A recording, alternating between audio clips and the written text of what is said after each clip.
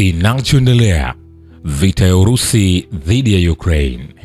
Yako mengi ambayo yanaendelea kushika kasi, na nikwambie jeshi la anga la Ukraine limesema kwamba siku ya Jumapili mifumo yake ya ulinzi wa anga imedungua droni 47 kati ya 90 zilizorushwa na Urusi katika mashambulizi yaliyofanywa usiku wa Jumamosi.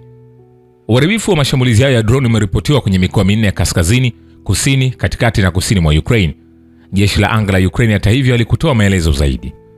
Wakati mashambulizi hayo yakiendelea kuripotiwa, waziri wa mambo ya nje wa Marekani Marco Rubio na waziri wa mambo ya nje wa Urusi Sergei Lavrov wamezungumza hapo Jumamosi juu ya hatua inayofuata ya mazungumzo ya kumaliza vita vya Urusi dhidi ya Ukraine. Kwa mujibu wa msemaji wa wizara ya mambo ya nje ya Marekani Tammy Bruce, wanadiplomasia hao wamekubaliana kuendelea kufanya kazi pamoja ili kurejesha mawasiliano kati ya Marekani na Urusi. Vilevile waziri mkuu wa Uingereza Keir Starmer amebainisha kuwa suala la kusitisha vita Ukraine sasa liko mikononi mwa Urusi na kuwa Rais Vladimir Putin hana budi kuketi katika meza mazungumzo. Amesema hayo baada ya mkutano wake na viongozi wengine wa mataifa yanayounga mkono Ukraine. Zaidi, Starmer aliyeuitisha mkutano huo amesisitiza kuwa mipango yoyote ya kuweka silaha chini kati ya Ukraine na Urusi ni lazima ihusishe juhudi za Marekani. Ameongeza kuwa wakuu wa majeshi wa nchi zenye utayari wa kuisaidia Ukraine watakutana Uingereza kuzungumzia mipango ya kuwa na ujumbe wa amani nchini humo ili kuyalinda makubaliano yoyote ya kusitisha vita yatakayopatikana.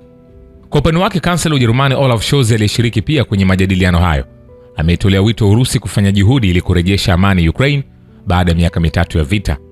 Naye rais wa Ukraine Volodymyr Zelensky amesema amani inapaswa kurejeshwa bila masharti yoyote. Vilevile jeshi la ulinzi wa anga la Ukraine limesema limedungua droni 130 kati ya 178 zilizorushwa na Urusi kwa mkia Jumamosi. Urusi nayo imeziangusha droni 126 za Ukraine kwenye mikoa yake kadhaa. Kampuni binafsi kubwa zaidi ya umeme ya Ukraine DTEK imesema mashambulizi hayo yameharibu miundombinu yake ya umeme katika mikoa ya Dnipropetrovsk na Odessa. Imeongeza kuwa madhara yaliyojitokeza ni makubwa na kuwa baadhi ya watu katika maeneo hayo sasa hawana umeme. Kwa upande wake, Urusi imesema imeziangusha droni 126 za Ukraine usiku wa kuamkia kwenye mikoa ya Voronezh, Belgorod, Bryansk, Rostov na Kursk. Nchi hizo jirani zimeshambuliana katika muda usiopungua saa 24 tangu rais wa Urusi Vladimir Putin alipokutana na mjumbe wa Marekani Steve Witkoff kujadili pendekezo la Marekani la kusimamisha vita kwa siku 30 nchini Ukraine. Katika hatua nyingine, wizara ya ulinzi ya Urusi imesema imefanikiwa kuvikomboa vijiji viwili kwenye mkoa wa Kursk. Urusi imeongeza kasi ya kuwafurusha wanajeshi wa Ukraine walioteka sehemu ya mkoa wa Kursk walipofanya uvamizi wa ghafla mwezi Agosti mwaka uliopita.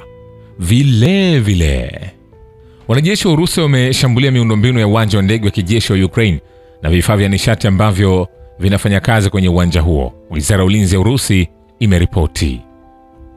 Vilevile kituo cha vita kimeshinda brigade za Ukraine kwenye mkoa wa Dnipropetrovsk na Jamhuri ya Watu Donetsk, huku Ukraine akipata majeruhi 465, wizara hiyo imeripoti.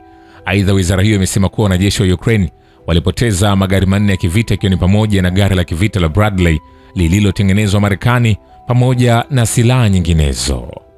Vilevile, mifumo ya ulinzi wa anga ya Urusi imeangusha mabomu manne ya JDAM na ndege 141 zisizokuwa na rubani za jeshi la Ukraine katika muda wa saa 24 zilizopita, wizara ya ulinzi ya Urusi imesema. Jeshi la Ukraine limepoteza hadi wanajeshi 240 kwa siku nzima kutokana na vitendo vya kundi la vita la Urusi Magharibi, wizara hiyo iliongeza, na hiyo ilikuwa ni katika maeneo ya Izomskoye, Vyesheye, Solenoye, Borovaya, Zulebovka, Katerinovka na maeneo ya Kharkov na Donkovo. Vilevile, Urusi imeeleza Marekani wasiwasi wake kwamba usitishaji vita wowote unaweza kutoa muda kwa ajili ya kuwapa silaha tena wanajeshi wa Ukraine ambao kwa sasa wanakabiliwa na nyakati ngumu.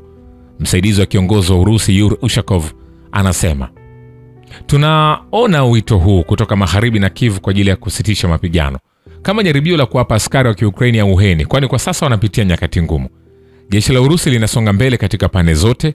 Katika hali hii inaonekana kuwa ni jitihada za kuruhusu muda wa kijeshi wa Ukraine kujipanga upya na kujipanga vyema, alisema, akiongeza kwamba wasiwasi wa Urusi juu ya swala hili ni vizuri. Vilevile, mifumo ya ulinzi ya anga ya Urusi imeharibu ndege 31 zisizo na rubani za Ukraine katika mikoa ya Urusi, wizara ya ulinzi ya Urusi imesema. Vilevile, wanajeshi wa Ukraine wanafuatilia makazi ya raia huko Duvarchinaya kwenye mkoa wa Kharkov, kwa ndege zisizo na rubani kisha kuwashambulia wakati wanajaribu kuhama. Mkuu wa utawala kijeshi na kiraia wa eneo hilo Vital Kanchev anasema hapo awali aliripoti kwamba watu 16 walikuwa wamehamishwa kutoka Dvorichaya, wakati wengine 45 waliomba kuhamishwa na wanajeshi wa Urusi. Vile kauli ya Uingereza na nchi za EU kuhusu kuhamia awamu ya operation ya kutuma wanajeshi wa muungano na walio tayari kwenda Ukraine ni upuuzi, kwani iliwekwa kwa masharti ya kutoa dhamana ya usalama na Marekani. Vladimir Rogov, mwenyekiti wa tume ya chumba cha kiraia cha Urusi juu ya uhuru, miradi ya kizalendo na msaada wa maveterani, anasema kulingana na yeye, kuanzishwa kwa vikosi vya nchi ya tatu nchini Ukraine itakuwa kinyume cha sheria na itakuwa kinyume na maslahi ya usalama na uanzishwaji wa amani ya muda mrefu. Anasema nina hakika kwamba kuonekana kwa askari wa Uingereza, Ujerumani, Ufaransa na wengine wa kigeni kutawafanya kuwa lengo la kipaumbele kwa jeshi letu, kwa kuwa hawawezi kuwa na mamlaka yoyote ya kisheria ya kufanya kazi katika eneo hili. Msimamo kwamba Zelensky anaweza kutoa ruhusa hiyo katika mazingira ya kunyakua mamlaka hausimami kukosolewa, afisa huyo anaamini. Vile Ufaransa inaweza kutuma ndege Mirage 2000 zaidi kwa Kiev baada ya kuratibu swala hilo na nchi ambazo majeshi yao bado yana huduma za ndege hizi za kivita. Rais wa Ufaransa Emmanuel Macron anasema, ingawa gazeti hilo alikufafanua matamshi ya Macron, lilisema kwamba kiongozi wa Ufaransa hakukataa hatua kama hiyo, huku kukiwa na taarifa kutoka kwa jeshi na wanajeshi wa Ukraine wakisema kwamba wamefanikiwa kutumia ndege moja kama hiyo ya kivita iliyotolewa kwa Ukraine hapo awali kuzuia kombora katika anga ya nchi hiyo. Ugavi unaweza kutengenezwa kutoka nchi za tatu ambazo hizi ndege za kivita bado zinatumika, gazeti hilo lilimnukuu Macron. Vile nchi za Ulaya ambazo zitakubali kutuma wanajeshi wao kwa kile rais wa Faransa Emmanuel Macron amedai kuwa ujumbe wa uangalizi wa kijeshi nchini Ukraine wanaweza kufanya hivyo bila idhini ya Urusi, itakuwa ni hatari. Ukraine ni nchi huru. Iwapo itaomba kuwepo kwa wanajeshi washirika katika ardhi yake, haitakuwa juu ya Urusi kuamua kuikubali au la, kiongozi huyo wa Faransa alisema kupitia Le Parisien katika mahojiano. Vile vikosi vya jeshi la Urusi vimekomboa makazi ya Rubachina na Zaoleshenka katika mkoa wa Kursk kwenye muda wa saa 24 zilizopita.